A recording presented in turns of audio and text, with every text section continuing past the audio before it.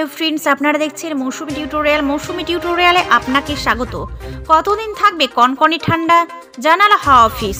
তাহলে বন্ধুরা, বিস্তারিত তথ্য জানতে হলে ভিডিওটিকে শেষ পর্যন্ত দেখতে থাকুন। ভিডিওটি ভালো লাগলে লাইক করুন, আর এই ধরনের লেটেস্ট নিয়ে আপডেটগুলি জানতে হলে আমাদের চ্যানেলটিকে সাবস্ক্রাইব করুন, আর পাশে থাকা বেল আইকনটি প্রেস করে আমাদের সঙ্গে থাকুন। চলুন দেখে নেওয়া যাক এক নজরে। পৌষ সংক্রান্তির আগে কনকনে ঠান্ডায় কাঁপছে বাংলা।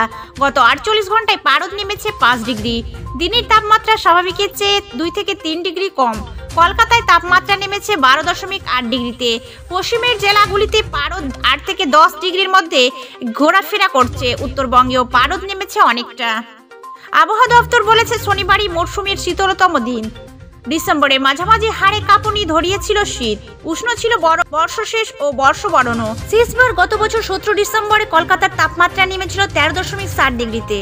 স্বাভাবিকভাবে তীর্থের কাকের মতো ঠান্ডার আশায় বসেছিল বঙ্গবাসী। গত 48 ঘন্টায় তাদের সেই আশা পূরণ হয়েছে। আগামী মঙ্গলবার পর্যন্ত শীতের আমেজ থাকবে বঙ্গে। তারপর থেকে হাওয়া বদল হতে শুরু করবে। বুধবার থেকে বাড়বে তাপমাত্রা। বৃহস্পতি ও শুক্রবার বৃষ্টির সম্ভাবনা রয়েছে রাজ্যে। এই ছিল আজকের আপডেট।